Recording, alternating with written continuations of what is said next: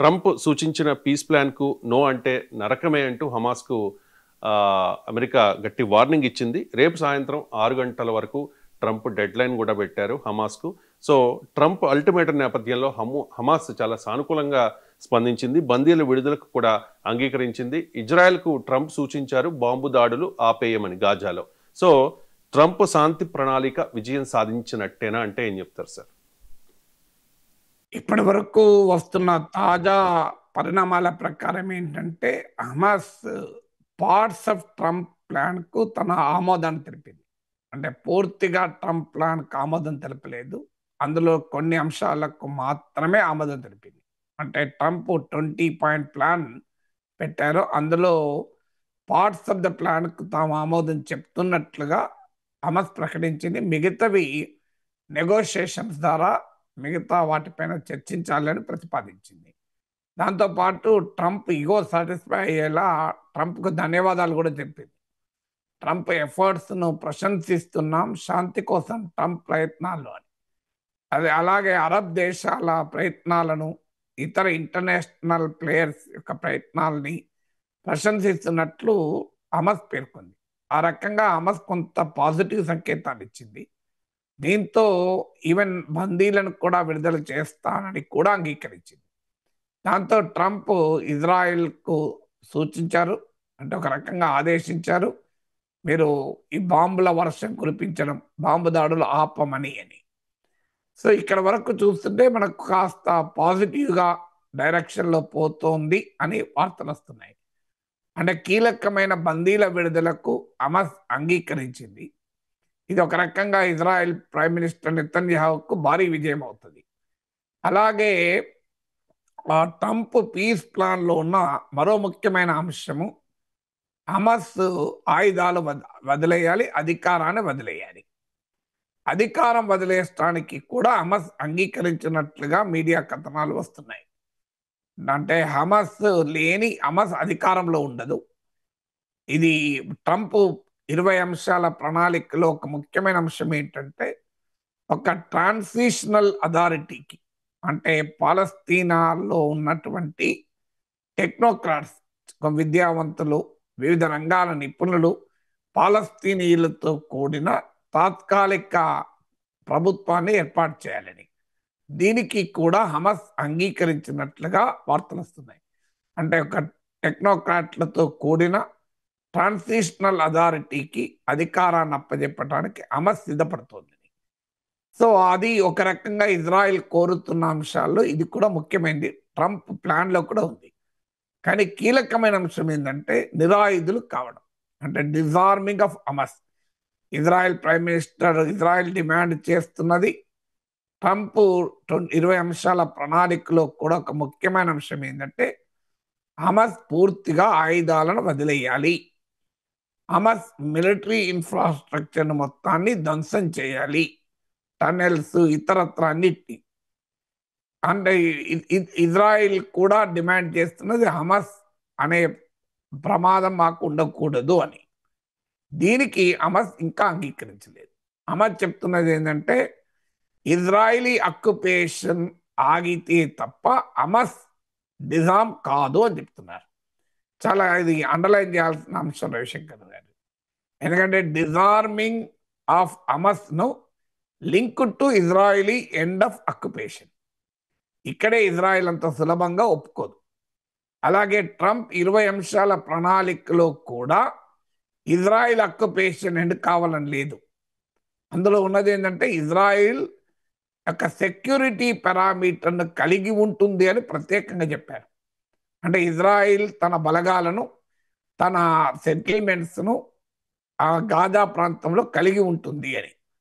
So అక్కడ మౌలికమైన అంశం, అసలు ఈ సమస్యకు మూలమే ఇజ్రాయిలీ అక్యుపేషన్. పాలస్తీనా ప్రాంతాలను ఇజ్రాయిల్ ఆక్రమించడంతో సమస్య మొదలైంది. ఆ మౌలికమైన సమస్య పరిష్కారం కావాలని హమాస్ అడుగుతోంది. దానికి ఇజ్రాయిల్ సిద్ధంగా లేదు. ఎందుకంటే క్లియర్గా ఇటీవల యునైటెడ్ నేషన్స్ జనరల్ అసెంబ్లీలో మాట్లాడుతూ కూడా నెతన్యాహు స్పష్టంగా చెప్పింది, there is no question of independent Palestinian nation అని. హమస్ కానీ ఇతర పాలస్తీనా ప్రతిఘటన గ్రూపులకు కానీ పాలస్తీనా రెసిస్టెన్స్ ఫోర్సెస్ అడుగుతున్నదల్లా రైట్ టు నేషన్. మాకు కూడా ఒక దేశం కావాలి. యునైటెడ్ నేషన్ 2 స్టేట్ సొల్యూషన్లో కూడా 1948 రెజల్యూషన్ కూడా చెప్పింది అదే. అమెరికా నుండి భారతదేశం వరకు అధికారికంగా చెప్తున్నది కూడా అదే. యూదులకు ఇజ్రాయిల్ ఏర్పడింది కనుక అరబులకు పాలస్తీనా దేశం ఏర్పడాలి అని. దీనికి ఇజ్రాయిల్ ససేమిరా అంటుంది. ఎట్టి పరిస్థితుల్లో అంగీకరించే ప్రసక్తి లేదని. ట్రంప్ 20 అంశాల ప్రణాళికలో కూడా దీని పట్ల అస్పష్టత ఉంది. ఏమంటాడంటే ఈ 20 అంశాలను అమలు చేయడం ద్వారా పాలస్తీనా దేశ ఏర్పాటు దిశగా ఒక దారి పడుతుంది అని ట్రంప్ 20 పాయింట్ ప్లాన్లో చెప్పాడు. ఏ పాత్వే టువర్డ్స్ పాలస్తీనియన్ స్టేట్ అని. కానీ హమస్ అడుగుతున్నది, ఇతర పాలస్తీనా రెసిస్టెన్స్ గ్రూప్ అడుగుతున్నది పాత్వే పడడం కాదు, దారి పడడం కాదు, దేశమే ఏర్పడాలని. దానికి ఇజ్రాయెల్ ఎట్టి పరిస్థితులు అంగీకరించడం లేదు. ఈవెన్ ట్రంప్ 20 అంశాల ప్లాన్ను పూర్తిగా సమర్థించిన నెతన్యాహు కూడా పాలస్తీనా దేశం ఏర్పాటు దిశగా అన్న పదాన్ని అంగీకరించడం లేదు. అందువల్ల ట్రంప్ 20 పాయింట్ ప్లాన్లో ఉన్న అత్యంత ఫండమెంటల్ అంశం దగ్గర ఆగిపోయింది వ్యవస్థ మొత్తం. సో అక్కడ వరకు హమస్ తన ఆయుధాలు వదిలేయాలంటే ఇజ్రాయిల్ ఆక్రమణ ఆగిపోవాలి అంటున్నారు. ఎందుకంటే ఇజ్రాయిల్ ఆక్రమించుకొని ఉండగా పాలస్తీనా గ్రూపులు ఆయుధాలు వదిలేయమంటే అది వన్ సైడెడ్ అవుతుంది. అందుకే ట్రంప్ ప్లాన్ పై స్పందిస్తూ కూడా నెతన్యాహు అన్నది ఇజ్రాయిల్ వార్ ఆబ్జెక్టివ్స్ కు ఇది అనుకూలంగా ఉంది అన్నాడు క్లియర్గా. అంటే నెతన్యాహువే సర్టిఫికేట్ ఇచ్చాడు, ట్రంప్ ప్రతిపాదన మాకు అనుకూలంగా ఉంది, మా యుద్ధ లక్ష్యాలకు అనుకూలంగా ఉంది అని ప్రతిపాదించాడు అని పేర్కొన్నాడు. ఇక అరబ్ అండ్ ముస్లిం కంట్రీస్ ఏమో ఇది శాంతి వైపుగా దారి తీస్తుందన్న ఆశాభావంతో మేము వెల్కమ్ చేస్తున్నాం ఈ ప్రతిపాదనను అన్నారు. అందువల్ల మొట్టమొదటిగా ఇప్పటికీ తేలిన అంశం అంటే parts of Trump plan Hamas అంగీకరించింది, బందీలను విడుదల చేయడానికి అంగీకరించింది, ఈవెన్ అధికారాన్ని వదులుకోవటానికి కూడా అంగీకరించింది. ఇప్పటి వరకు అంతర్జాతీయ మీడియాలో వస్తున్న కథనాలు ఇవి. కానీ అంగీకరించిన అంశం ఎక్కడ అంటే డిజార్మింగ్ హమస్, ఆయుధాలు వదిలేయాలి, తన మిలిటరీ ఇన్ఫ్రాస్ట్రక్చర్ను వదిలేయాలి. అది ఇజ్రాయిల్ ఆక్యుపేషన్తో లింక్ చేసింది హమస్. దీనికి ఇజ్రాయిల్ అంగీకరించదు. ట్రంప్ ప్లాన్లో కూడా ఈ సమస్య పరిష్కారం కాదు. అందువల్ల ఇప్పుడు కాల్పుల విరమణ జరుగుతుంది బందీలు విడుదల వల్ల. ఇజ్రాయెల్ ఆల్రెడీ బాంబులు వేయకూడదని ట్రంప్ ఆదేశించాడు. హోస్టేజెస్ విడుదల వల్ల కాల్పుల విరమణ జరుగుతుంది. కానీ నెక్స్ట్ క్రిటికల్ క్వశ్చన్ ఎక్కడ వస్తుంది అంటే ఈ టైం టేబుల్, అంటే ఆయుధాలు హమస్ ఎప్పుడు వదిలేయాలి, అసలు ఇజ్రాయెల్ పాలస్తీనా ప్రాంతాల ఆక్రమణను ఉపసంహరించుకుంటుందా లేదా అని.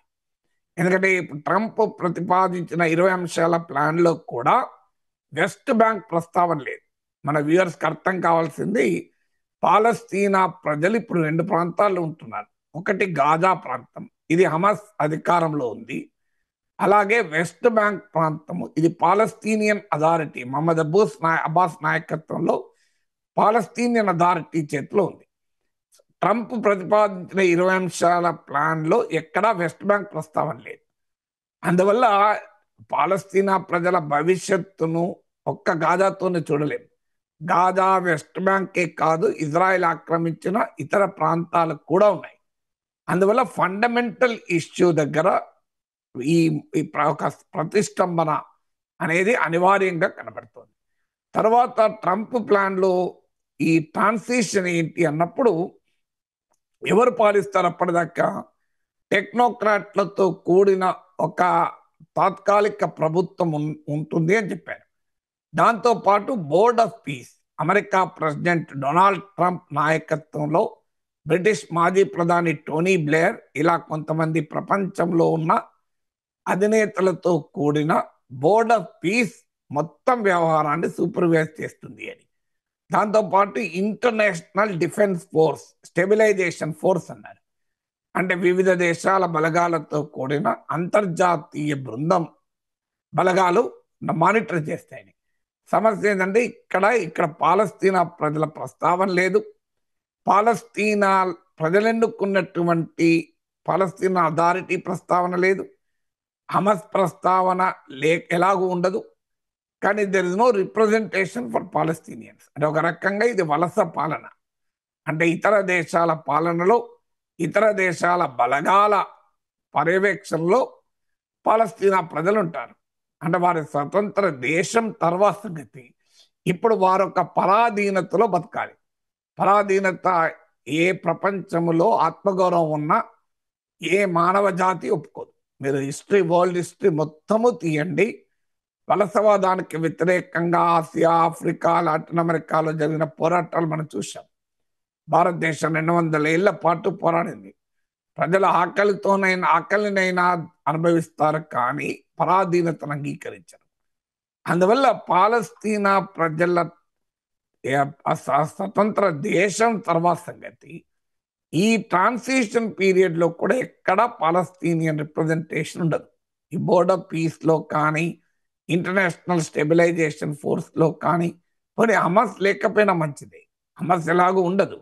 కానీ ఇప్పుడు పాలస్తీన్ అథారిటీ ఉంది, వెస్ట్ బ్యాంక్ పాలిస్తున్నా, లేదా ఇతర పాలస్తీనా ప్రజలకు ఎక్కడో చోట రిప్రజెంటేషన్ ఉండాలి కదా.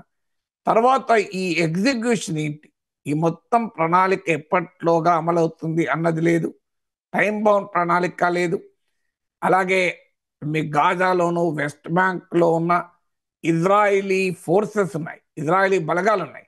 అంటే ఉదాహరణకు ఇప్పుడు మన హైదరాబాద్లో కొన్ని ప్రాంతాల్లో బ్రిటిష్ వాళ్ళు ఉన్నట్లు. సో వాళ్ళు ఖాళీ చేయడం అనే అంశం ట్రంప్ ప్లాన్లో లేదు. ట్రంప్ పీస్ ప్లాన్లో ఇజ్రాయిల్ తన సెక్యూరిటీ పారామీటర్ కొనసాగించుకుంటుంది అన్నది. అంటే ట్రంప్ పీస్ ప్లాన్ పూర్తిగా ఇజ్రాయిల్కి అనుకూలంగా ఉంది, పాలస్తీనా ప్రజలకు వ్యతిరేకంగా ఉంది. అందుకే పాలస్తీనా ప్రజలకు అనుకూలంగా ఉన్న అంశాలు 1-2 ఉన్నాయి. ఉదాహరణకు కాల్పుల విరమణ జరుగుతుంది, సాయం గాజాకు వెళ్తుంది, గాజా ప్రజలు ఖాళీ చేయాల్సిన అవసరం లేదు. గతంలో ట్రంప్ ఫస్ట్ టైం అంతకు ముందు ప్రకటించిన ప్లాన్లో గాజా జనాభా మొత్తం ఖాళీ చేయాలని ప్రతిపాదించాడు, అది లేదు. అంతవరకు పాజిటివ్. అందువరకే Hamas parts of the Trump ఒప్పందానికి అనుకూలంగా స్పందించింది. అసలు మౌలికమైన అంశాలు పరిష్కారం కాకుండా ఈ ప్రక్రియ కొంత ముందుకు సాగే అవకాశం ఉంటుంది. ఎందుకంటే అర్జెంటుగా నెతన్యాహుకు బందీలు విడుదల ముఖ్యమైనది, ట్రంప్కు నోబెల్ పీస్ ప్రైజ్ కావాలి, యుద్ధం ఆపాలి. యుద్ధం ఆపిన అక్కడ పుటిన్ ఇంటలేడు ఉక్రెయిన్లో. అందువల్ల ఇక్కడన్నా కనీసం యుద్ధం ఆపినట్లు కనబడాలి. భారత్ పాకిస్తాన్ యుద్ధం ఆపినా అంటే ఇండియా ఒప్పుకుంటలేదు. థాయిలాండ్ కంబోడియాల మధ్య యుద్ధము, ఆర్మేనియా అజర్బైజాన్ల మధ్య ఘర్షణ, ఇవన్నీ యుద్ధాలు కాదు, మిలిటరీ ఘర్షణలే. కాంగో కాన్ఫ్లిక్ట్, ఇవన్నీ చెప్పుకొని తాను 7 యుద్ధాలు ఆపానని ట్రంప్ చెప్తున్నాడు. ఇప్పుడు అర్జెంటుగా గాజా వార్ ఆపాలి. అందువల్ల ట్రంప్కి అర్జెన్సీ ఉంది, నెతన్యాహుకు అర్జెన్సీ ఉంది. ఎందుకంటే బందీలు విడుదల కావాలి. పెద్ద ఎత్తున ఇజ్రాయేలీ ప్రజల్లో వ్యతిరేకత వ్యక్తమవుతోంది. నెతన్యాహు ప్రభుత్వ రేటింగ్ ఘోరంగా పడిపోతుంది. హమస్ కూడా కావాలి అర్జెంటుగా రిలీఫ్. ఎందుకంటే హమస్ నాయకత్వం మొత్తం అంతమైంది. చాలా మంది కమాండర్లు చనిపోయారు, హమస్ ఇన్ఫ్రాస్ట్రక్చర్ దెబ్బతిన్నది. అందువల్ల హమస్కు కూడా కాస్త విరామం కావాలి. అందువల్ల హమస్కు విరామం కావాలి, ట్రంప్కు ఏదో ఒకటి చెప్పుకోవడానికి కావాలి, నెతన్యాహుకు బందీలు విడుదల కావాలి. సో ముగ్గురికి ఇంట్రెస్ట్ ఉంది కనుక ఈ మేరకు ప్రోగ్రెస్ కనబడుతోంది. కానీ ఫండమెంటల్ క్వశ్చన్ ఏంటి, ఇప్పుడు ఇజ్రాయిల్ యుద్ధం మొదలుపెట్టింది, హమస్ను కంప్లీట్గా డిస్ట్రాయ్ చేస్తాను యుద్ధం మొదలుపెట్టింది. ఇప్పటికీ ఆ యుద్ధ లక్ష్యం నెరవేరలే. హమస్ నాయకత్వాన్ని ఎలిమినేట్ చేయగలిగారు, కానీ టోటల్గా హమస్ను అంతం చేయలేకపోయారు. దీన్ని బట్టి మనకు అర్థం ఏమవుతుంది, ఇప్పుడే కాదు 60 ఏళ్ళుగా పాలస్తీనా ప్రాంతాల పైన ఇజ్రాయిల్ బాంబుల వర్షం కురిపిస్తూనే ఉంది. పాలస్తీనా ప్రాంతాలను ఏదో రూపంలో ఆక్యుపై చేసే ఉంది. కానీ ఇప్పటికీ పాలస్తీనా ప్రతిఘటన ఆగిపోలేదు, హమస్ అంతం కాలే. ఏం తెలియజేస్తుంది ఇది, పాలస్తీనా ప్రజల ప్రాతినిధ్యం లేని ఏ శాంతి ప్రణాళిక ఆచరణలో రిజల్ట్ ఇవ్వదు అని తెలియజేస్తుంది. అందువల్ల ఇప్పటికైనా ట్రంప్ ఈ అవకాశాన్ని సద్వినియోగం చేసుకొని అమెరికా విధానము, ఐక్యరాజ్య సమితి, యునైటెడ్ నేషన్ విధానమైన 2 స్టేట్ సొల్యూషన్, 2 దేశాల ఏర్పాటు. ఆల్రెడీ ఇజ్రాయెల్ ఏర్పడి ఉంది కనుక పాలస్తీనా దేశం ఏర్పాటుకు ఇజ్రాయెల్ ఒప్పిస్తే తప్ప ఈ సమస్యకు ఎండ్యూరింగ్ అంటే దీర్ఘకాలం మన కలిగేటువంటి శాశ్వతమైన పర్మనెంట్ సొల్యూషన్ అనేది దొరకదు.